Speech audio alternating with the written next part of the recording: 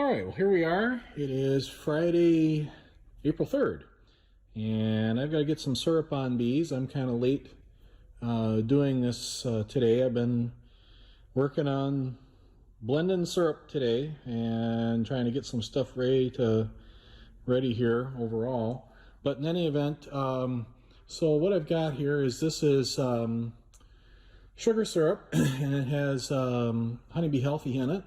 And it has some amino bee booster, and it also has vitamin B healthy in it. All three of those products are products from Bob Knoll's company. So this is one of the products I've got in there. This is amino bee booster. Amino bee booster is essentially it's an amino acid blend, but then also does have some protein in it. And you can kind of see there's a variety of different stuff in there in terms of the amino acids, and you can do some digging around. There's a lot of research papers that have been written on amino acid requirements for honeybees and how that works out. But we've used this now for a number of years, and I don't know, it's like a lot of these products that it seems to do what it says it is designed to do. Is there solid research behind it? No, I mean, we absolutely know the amino acid side of it and what bees require, but as far as feeding it in syrup, does it make a difference? I don't know. That's the problem. All these companies, doesn't matter if it's Amino Bee Booster, doesn't matter if it's Pro Health, doesn't matter if it's Hive Alive, they all make claims about what they do, and in the end, there isn't really any blind studies to any decent extent to really kind of illustrate what they do. But we do use Amino Bee Booster in there. The other product that we've got in there mixed in this tank is Vitamin B Healthy. You can kind of see it, they're plants and plant-based vitamins and minerals, all that fun stuff. So the way that these blend in is I've got 200, well, what I ended up doing here is I made up 200 gallons of syrup. And actually what this is, it's not quite, it's a little lighter than 1-to-1. Originally when I started out, I had some stuff that was left over from fall that was really heavy syrup. And when I put it on my Brix meter, it was off the scale of that. And that Brix meter reads up to 60 degrees Brix, which would be 60 grams of solid, 60 grams of sugar, and 100 grams total of solution. But that stuff I had in the tank to start with was off the chart. And so I had to kind of guess in terms of where I wanted to be. I wanted to be, depending upon how you mix it, if you use weight to weight or volume to volume, when you run 1-to-1 syrup, if you're basing it on 1 pound of sugar to 1 pound of water, that's about 50 Brix, 50 degrees Brix. If you base it on volumes, let's say for instance, volume like a cup measure, 1 cup of sugar to 1 cup of water, that's 48.2 Brix. I'm at 38.2 on this tank. So it's lighter than 1-to-1. It's definitely stronger concentration than most plant nectar is going to be, other than probably dandelions, but at least when they first bloom. But that's what I'm working with here in terms of stuff to start with. And what I'm going to be doing is our hives are set up a variety of different ways. I'm going to use pail feeders for right now to get started. These are 1 gallon pail feeders. What we do, we make up pail feeders. This is stainless steel screen that we heat set into the lids, and we've done this for many years now. So these create a vacuum style feeder. If you were mixing sugar syrup in these and you're trying to make 1-to-1 syrup, it's really simple to make simple syrup. You'd put a 4-pound bag of sugar in the pail, and then you would mix or add water in there till it came up to the second ring on the pail, and blend it all in, let it set so it all dissolves, and that's 1-to-1 syrup. If you're going to do 2-to-1 syrup in a 1 gallon pail like this, it's 8 pounds of sugar, and then you fill it up, and you're really close, fill up to that second ring on there, and then you are really close to 1-to-1 syrup. or 2-to-1 syrup if you're using 8 pounds of sugar. So 4 pounds for 1-to-1, and then 8 pounds for 2-to-1 if you're using a 1-gallon pail like this. So these screen mesh, one of the issues that you run into with these is that if you leave feeders on empty, over time what the bees will do is they will like to propolize that screen in if you're not careful. So you can see this one's been propolized. The way you clear those is you don't heat them. You actually just take a little bit of alcohol, and the alcohol dissolve that propolis super fast. So that one there I got to clean a little bit probably, but this is the way that if you're feeding and you are routinely refilling them and not letting them go empty, this is what they'll look like. Always, always, always. They'll always have clear screens on them. Yeah, the bees build some burr comb. These pails are set up with a little bit of lip in there, so the bees can come up under there with some bee space and feed out of there. But pretty much all these are looking pretty good for the most part. So I'm in pretty good shape there. I should probably just clean that one, or what I'll probably do is I'll just probably got like 100 of these, so I will just change out the lid, and then when I get a little time, I got a few of them I can just clean up. So I am going to fill some pails and try to get on this here. I'm late in the day now, and I don't like that, but that is what I'm going to do. So I blended this all back through. I use a big pump to blend it. So I'm going to go ahead and fill some pails here. These tanks, this works pretty good for the most part. My bottom pail, I just got this sitting on a stand. My bottom pail's really tall for what I want to do here today, but I'll make it work. I think I'll be able to get that up from under there without spilling a bunch of syrup. So the idea is you want these reasonably full. Just don't want it so that the syrup is coming out through the top of the screen, but you do want them relatively full, because when they're relatively full, then you get less syrup dribble when you first invert them. It takes less time for it to actually catch a vacuum in there and make that work. So I can kind of see syrup, 1-to-1, well, a little lighter than 1-to-1, 38.2 bricks. I'll have to look up on my chart what that actually ended up being in terms of solids in there. But that's what we got. So I'm going to finish filling these up and get these out to bees. Okay, here we are at a couple of 1.5-story colonies. And what I'm going to do is I'm going to get feed on these. These do have frame feeders inside, but I'm not going to use the frame feeders right now because ultimately I've got to do some cleanup on this stuff. Frame feeders are going to have to get cleaned up because occasionally over winter you get some dead bees in there and things. It'll get past even the ladders in the system. It's bizarre where they end up. Plus, too, there'll probably some crystallized syrup in there. So I'll end up here in the near future is taking and pulling those frame feeders out and getting that cleared up. But I want to get feed on these bees, so I'm going to top feed them. And the way I'm going to do that is I've got an extra box. I've just got an inner cover I'm going to put down. I am going to put pollen patties in there now, and then I'll put that inner cover down, put my feeder on, get the empty box on for a surround. I have to have something equivalent of a deep for these 1-gallon pails. Put the cover back on and done. What I'm going to do here is I'm going to be using our Mega Bee, and so this is Mega Bee pollen substitute. This is in patty form. It also comes as dry powder. Mega Bee is actually I really like it. Where it originated from was from the USDA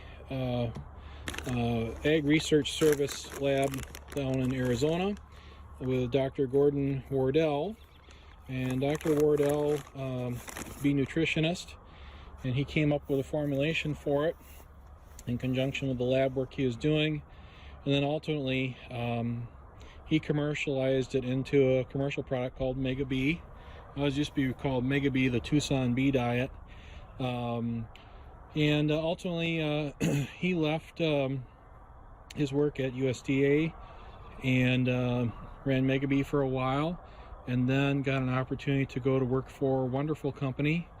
Wonderful company manages about 40,000+ hives, and so he works for them on bee nutrition. So it's a really good product overall, and we've used it for a lot of years now. And the other thing that's nice about with Mega Bee is that they're responsive in terms of packaging and stuff like that. You can see this is a 10-pound box, which is a nice size if you just got a handful of hives you're doing. You can buy single patties. You can buy powder. The advantage with a patty is when you purchase a patty, you're purchasing convenience. It's got the pollen substitute. It's been mixed with corn syrup and sugar syrup, and so a lot of what a patty is ultimately is the sugar compounds with the pollen substitute in there, and these end up being, I think, around 34% plus protein plus other stuff, other fun stuff in there. But in any event, you're buying convenience. When you buy powder, when you buy the dry powder, you can feed Mega Bee as dry powder. You can feed it in syrup, and you can mix it into patties. So 1 pound of powder yields about 2.75 pounds of patty. So when you mix it with sugar syrup or corn syrup or blend, 1 pound of powder makes 2.75 pounds of patty. And plus the dry powder, we have that now from Mega Bee in 5-pound bags in addition to 50-pound bags. But what's nice is it keeps well. You don't have to worry about patties going dry. You can see what like a lot of the companies do for pollen patties. They ship these in a plastic bag. They are super soft, nice, yummy patties. And we always try to keep our stock inventory so that it's rotating out quick, and we always have fresh patties. Sometimes in the well, it depends on the time of year. There's times of the year where Mega Bee, they're selling semi-loads of pollen sub to the big commercial guys, and so there does come sometimes some delays in getting it if we're not on the ball with our planning out ahead. But it's really a nice product. So what I'm going to do is I'm going to try to get one of these ready to roll here and opened up, and get some feed on, because I'm losing a nice part of the day. It's still, thermometer says it's still about 68 degrees, so I'm going to get this done. Okay, let's see if we can get these girls opened up. It is late in the day. Everybody's home now. I'm sure as soon as I crack this, everybody's going to get excited. So I do have an emery shim on here, so I should be able to do a lot of this without a whole lot of haranguing. And I don't know if there'll be bees hanging on the underside of the cover or not. I gotta be a little careful here. So you can see they've ate away most of their patties I've been giving. They're in pretty good shape though. They got some patty left. There's a beetle trap in there. I'm gonna have to address that sometime in the near future. What I want to do though is get a I moved a little too fast for them. I'm going to get a pollen patty. Now the disadvantage with feeding patties like this is that when you do have hive beetles around, that is a little bit of a problem. So that's in there. Inner cover on. Oh, that's right. You girls are, well, I should have bonked them girls down in there. Damn it. That's right. These, because I don't have an inner cover on here all the time, so I got to bonk some girls. See, I got girls on the other side of the lid. I'm going to have to bonk them down in there. So what I'm going to do, I'm going to get them bonked down into the hive, get my inner cover on, and then get my pail feeder on there, inverted, and ready to go here. So I got to do this with both hands now. So I got the girls bonked down in there. Now I'm going to try to do this one hand. I'm going to, again, these are vacuum pail feeders. I'm just going to invert this over here outside of the hive. It'll run a little bit of syrup. So I'll run a little syrup. I'm going to set it down. Now there's going to be an issue here. These hives are tilted ahead quite a bit. And I can tell you from experience that when that feeder gets down to where the syrup is, getting down low, then what's going to happen is it's going to weep syrup. So this is not an ideal situation for feeder pails, but it's going to have to do for now. At least I can get some feed on them. That's my goal here, is just to get feed on them quick and get them going, because I've delayed in getting this all happening here. Now the issue is though too, Jesus, that block is heavy. The issue here too is that we're still in the beginning of April, and there's a good possibility that the weather could change immensely on us before the end of the month. It's not uncommon to see snow and other things show up here. So, same process again. And get these girls open. Oh, my emery shim came up with it. That's okay. They've got most of this here ate away on their standard pollen patty, or on their winter patties. There's a lot of debris in there that I probably should clean out, but for now, I'm gonna give them all the good stuff there. I'll get this emery shim loose. Find my hive tool. There's the shim. Because I don't have nice migratories, I didn't have a raised rim in there. Let's see, I gotta bunk the girls down here. Most everybody's in. They're flying. I know, everybody's excited. Everybody's excited, but there's some good stuff coming here. I'm gonna invert. Run a little syrup. On she goes. Surrounds around. And we'll get everything organized here again. Everything back in shape. Ooh, let's actually, maybe I don't need a, because of that inner cover, maybe I don't need a rim on there for that to make that. This is a medium. Yeah, that'll work. That'll be all right. Okay. All right. Again, not an ideal situation. When your hives are tilted, these got quite a bit of slant because I got them sitting on the hillside right now. Well, what's going to happen is that over time, as that feed gets down towards the bottom of the pail, it's going to lose vacuum, and then I'll want to run syrup. So I'm not going to, I'm probably going to come back and before they got that about half gone, and start pulling that off of there. Eventually these will get moved and they'll get set on a little bit more level terrain than where they're at right now, but they're probably on a 15-degree tilt here on the hillside. So off to look at some other stuff. This is the Mega Bee dry powder, which you can put in a dry powder feeder, or you can mix it in syrup, or you can mix it into a patty. And this is nice. This is a 5-pound pack. They're resealable bags, which is kind of slick.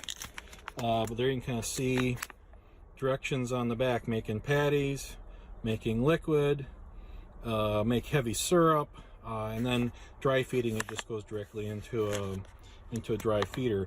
And here you can see crude protein 38.3, crude fat is about 2%, fiber is 8%, ash is 3%. So ash is something that you try to minimize in your bee feed.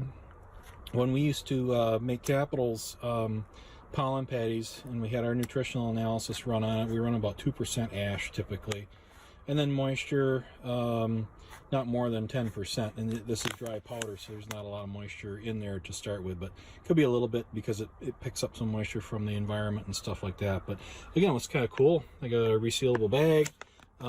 Very, very nice nice system overall for if you got smaller quantities of hives. And we also got that in 50-pound bags too, so it's really a good product. Okay, I'm going to try to get some feed on these girls here. So these are in various forms of configurations. The one closest here is a 4 medium, which I need to work that down to 3. The top boxes are just surrounds. That one there is in a 2 deep. I'll probably have to reverse, but I'm not going to do it today or tonight. And then these are both, one to the left has got 2 deeps, the one to the right's got 2 deeps and a medium. And I got to eventually get that medium worked off of there, or do a reversal and then go to story and a half. which I'll probably get these all configured to story and a half here. Just got to do a little work on it. But when you have all these boxes on there to start with, bees are probably going to start out high, and then you're going to have to do some work to get them reversed down and rotated down and work down to the size that you want. So I'm going to try to get some feed on these girls. I got some inner covers with me that I can just use the top surrounds for my pail feeders and get to it. Okay, we ain't gonna screw around long here because we're losing daylight. See if I can get this big old block off there.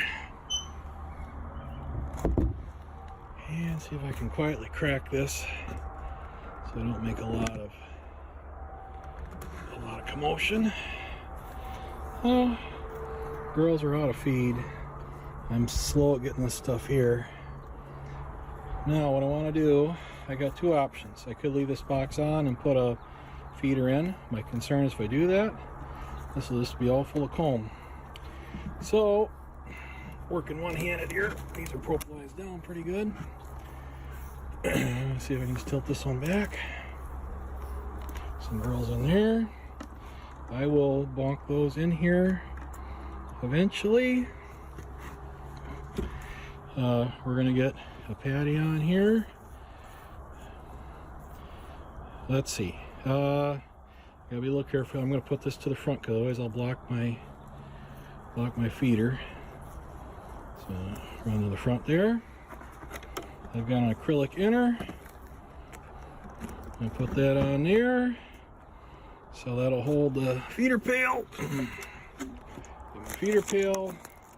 If I do this one-handed, I'm gonna invert it over the landing board. Runs a little syrup. Down you go. It's got vacuum. I'll bonk those girls off onto the landing board because it's warm enough they can work their way in here. So let's just see here and get them a good wrap. There they go.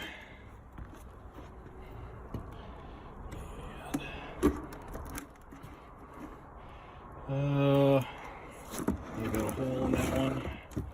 That's alright, I got them enclosed here now so I make a little noise. That's fine. Cover on. Can already see they're starting to migrate in towards that feeder a little bit there. They're doing all right.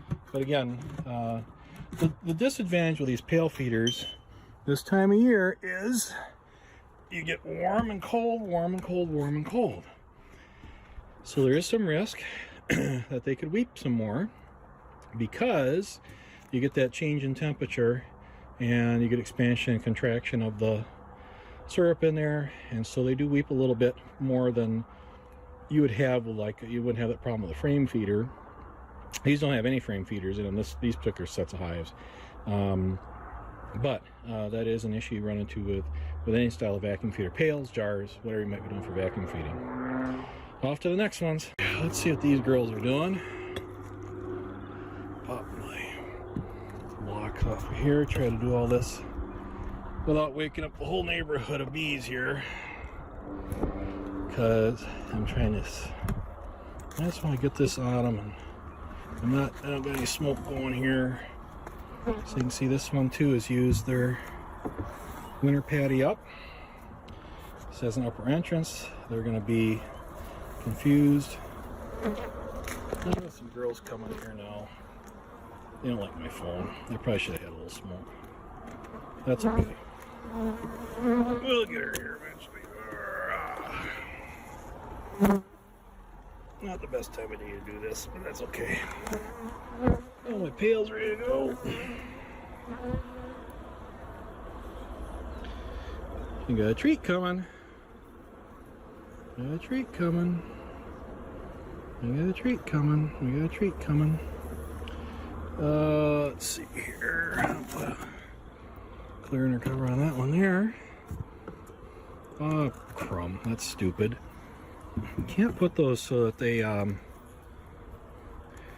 can't put them under the feeder hole, dummy. You gotta put them so that your feeders work, right? Right. If nothing else, that's one advantage of having a clear inner cover, so you can actually see when you screw up. Okay, feeder pail, where are you? Right here. Now what I'll probably do, because this did have a front entrance on it, it was drilled, and so what I'm likely going to do is I'm going to turn the box around, because otherwise there'll be bees up in there all the time. There we go. I got this inner cover inverted, so the deep side's down just because I wanted to have some room for that patty. I could have squashed that patty down in there and just plopped the cover on, but didn't really want to do that. Okay, these are clear. Turn that around. If I was super wise, I'd put a cork in there and nobody can get in there, because they are going to be attracted to that syrup that's up in there. So I'll have to go back to my bee box and see if I have a cork. Pretty sure I got corks for those. Let's see, let's get this done. Make my pail. This one. Don't want to be screwing around out here too long with this, because it's getting to be supper time. Alright, these girls here are a little, there they go. See, they ate through all their winter patty and stuff too. You know, those winter patties are good, but they'll eat through that. You know, this time of year, they could be consuming a couple pounds of those in a week. This is propolised down nice from all winter. And have my bees up on there. Be smart now. Set this so that you don't end up with it under your feeder hole, because that don't work. Oh, I know, everybody's mad. I understand, but I got good stuff coming here. Just give me a minute. Oh. I don't like my phone. Here we go. Look it. This stuff smells wonderful. It smells like lemongrass and spearmint and all the goodies. You won't know what to do with all that, will you? I'm going to invert this over because got a lot of propolis on it. Just a few bees in there, but they'll make it work. Done.